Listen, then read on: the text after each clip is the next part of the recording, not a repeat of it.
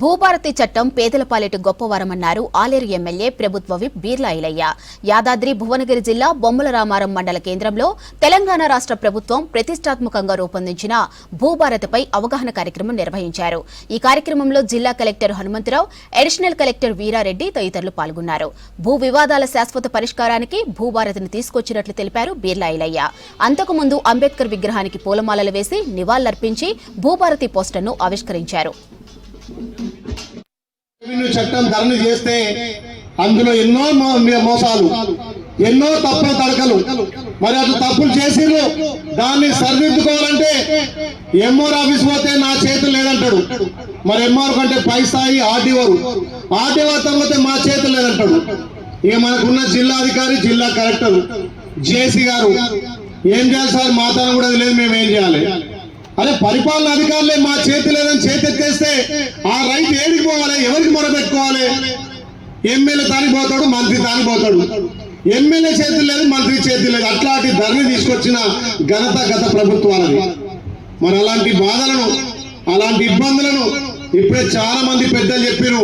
భూమి కోసం అన్నదమ్ములు చచ్చిపోయారు, తల్లిదండ్రులను చంపుకున్నారు. ఎకరం అర్ధెకరం కాదు, గుంటకాడ కూడా పంచాయతీ పెట్టుకొని నరుక్కొని ఇలా చనిపోయారు. ఇలా కోట్లలో కేసులు అంటే భూ కేసులే, భూ తగాదాలే ఇలా హైయెస్ట్ గా కేసులున్నాయి. నేను వచ్చిన ఈ 15 మాసాల్లో కూడా పొద్దున్న నాకు 7 గంటలకు జనం ఇంటికి వస్తే వచ్చే 100 మందిలో 70 మంది మా భూ పంచాయతీ నా భూమి ఆక్రమించుకుంటూ, నా పేరున పట్టా ఉంది, వాళ్ళ పేరున కబ్జా ఉంది, మా తమ్ముడు నా భూమి ఆక్రమించుకుంటూ, లేకపోతే నా పాలోట ఆటకు వచ్చాడు. ఇవే పంచాయతీలు. మరి దీన్ని గమనించి మన పెద్దలు రాష్ట్ర ముఖ్యమంత్రి రేవంత్ రెడ్డి గారు ఒక మంచి ఆలోచన, రైతులకు ఎవరి భూమి వాళ్ళకి సర్వ అధికారాలు ఉండాలి. ఎవరైతే కబ్జా ఉండి పట్టా ఉంటే వాళ్ళకి పట్టదారు పాస్బుక్ ఇవ్వాలి. ఏదో కబ్జా కాలం తీసేసేంత మాత్రాన వేల సంవత్సరాలు భూమిని నమ్ముకొని ఆ రోజు బర్రెను కొన్నాడు కానీ తలుకోలేదంటారు మోటుగా. అంగట్లో బర్రె 10,000 కొంటాం కానీ 10 రూపాయలు పెట్టి తలుకోను. ఎందుకంటే ఇంటికి మనం నమ్ముకొని వస్తుంది, బర్రె తీసుకుపోతాం.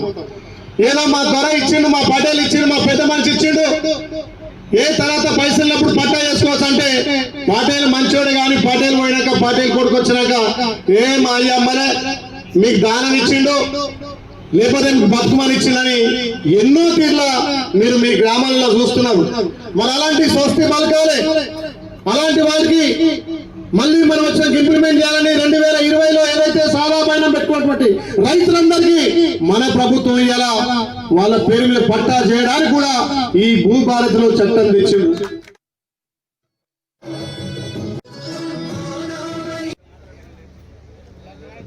దయచేసి అందరూ